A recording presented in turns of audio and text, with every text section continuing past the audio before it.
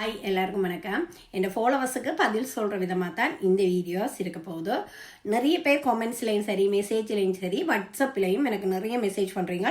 உங்களுக்கு நான் தனித்தனியாக ரிப்ளை பண்ணி இருக்கிறேன். ஆனால் இது நிறைய பேருக்கு யூஸ்ஃபுல்லாக இருக்குமன்றபடியாக இப்போ ஒரு ஆள் கேட்டு நான் ஒரு ஆளுக்கு அந்த இதை சொல்கிறத விட நான் சோஷியல் மீடியாவில் ஷேர் பண்ணும்போது அது நிறைய பேருக்கு பிரியோசனமாக இருக்குமன்றபடியாக நான் இதை ஷேர் பண்ண போகிறேன். இவங்க கேட்ட கேள்வியாக கேளுங்க. எவ்வளவு மேக்கப் போட்டாலும் எனக்கு வந்து கிரேஸ் ஆகுது மேம். எனக்கு அப்படியே டச் பண்ணா அப்படியே வந்து ஃபிங்கர் வந்து ஸ்கின்ல வந்து ஸ்மஜ் ஆகுது மேம். அது கலையாத எப்படி மேக்கப் போகணும்னு சொல்லுங்க மேடம். அதே மாதிரி கிளாஸி லுக் மேக்கப்பும் எனக்கு கொஞ்சம் சொல்லுங்க மேடம். உங்க மேக்கப் எல்லாம் சூப்பரா இருக்கு.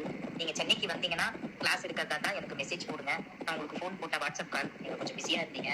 எனக்கு இதை பார்த்துட்டு உடனே எனக்கு ரிப்ளை பண்ணுங்க மேடம். ஓகே, நார்மலாக ஒரு மேக்கப் போட்டு அவளுக்கு என்ன ப்ராப்ளம்னு சொன்னால், மேக்கப் அந்த கேக்கியான மாதிரி ஆகுது, மற்றது லாங் கிளாஸ் ஆகுது, இல்லை அப்படி கை வச்சா ரிமூவ் ஆகிற மாதிரி இருக்குது. மற்ற க்ளோ மேக்கப்பும் எனக்கு சொல்லி சொல்கிறான். நார்மலாக ஒவ்வொரு ஸ்கின் டைப்புக்கு ஏற்ற மாதிரி தான் நீங்கள் மேக்கப் போடணும். மற்ற அதை விட இன்னொன்று, நீங்கள் ஹை வச்சா மேக்கப் ரிமூவ் ஆகுதுண்டா நீங்கள் அவங்கள்ட்ட ஸ்கின் டைப்புக்கு ஏற்ற மாதிரி நீங்கள் மேக்கப் போடலை, ஒரு ஃபவுண்டேஷனை செலக்ட் பண்ணலைன்ற அர்த்தம். மற்ற இன்னொன்று அவங்க சொல்லியிருக்கிறாங்க, மேக்கப் அந்த கேக்கியான மாதிரி ஆகுதுன்னு. இதுக்கு மெயின் ரீசன் ஒன்று ரையான முகமாக இருந்தாலும் கேக்கியான மாதிரி இருக்கும்.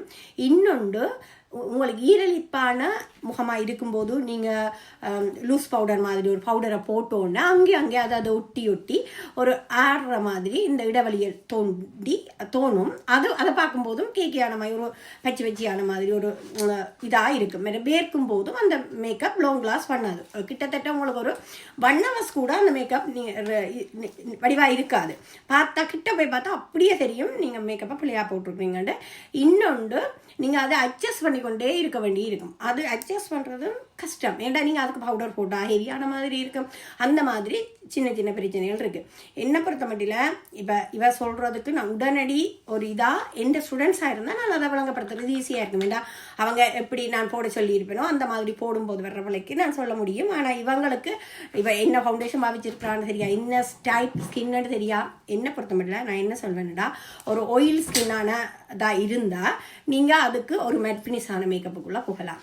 அதே ரைஸ் ஸ்கின்னாக இருந்தால் நீங்கள் ஒரு க்ளோ மேக்கப்புக்கெல்லாம் போகலாம். இப்போ ஒரு கதைக்கு நீங்கள் ஆயில் ஸ்கின்னாக இருந்து அவங்களுக்கு ப்ரைமரோ மாய்ஸ்சரைசிங்கோ எல்லாமே ஹெவியாக நீங்கள் போட்டுட்டு அதுக்கு பிறகு நீங்கள் பவுடரும் போடுவீங்களா இருந்தால் அது ஒரு கேக்கி லுக்காக தான் தெரியும். ஏன்னா நீங்கள் பவுடர் கொஞ்சம் ஹெவியாக போடுவீங்க ஆயிலை கண்ட்ரோல் பண்ணுறதுக்காக. ஆனால் அந்த பவுடர் உங்களுக்கு அவ்வளவு தூரம் அந்த ஸ்ட்ராங் பண்ணி வச்சிருக்காது. அதுக்கு ஸ்ட்ராங் பண்ணுறதுக்கு நீங்கள் ஃபவுண்டேஷனில் தான் போடணும். அதே மாதிரி ஒரு ரைஸ் ஸ்கின் பிள்ளையாக இருந்தால் நீங்கள் போய் மெட்பினிஸான ஃபவுண்டேஷனுக்கு போகாமல் ஒரு க்ளோவிங் கொடுக்கக்கூடிய, அதுவும் கசியாத மாதிரி க்ளோவிங் கொடுக்கக்கூடிய மாதிரி இருக்கணும். அதுக்குரிய பிராண்டுகள் இருக்குது. அதை நீங்கள் செலக்ட் பண்ணி பெஸ்ட்டாக செய்தீங்கன்னா மேக்கப் நல்லா வரும். பட் இன்னொன்று முறையில் தான் மிச்ச விஷயம் இருக்குது. நீங்கள் ப்ராக்டிஸ் பண்ண உங்களுக்கு ஒர்க் நல்லதாக வரும். அடுத்த கேள்வியோட உங்களை எல்லாரையும் சந்திக்கிறேன். நன்றி, பாய்.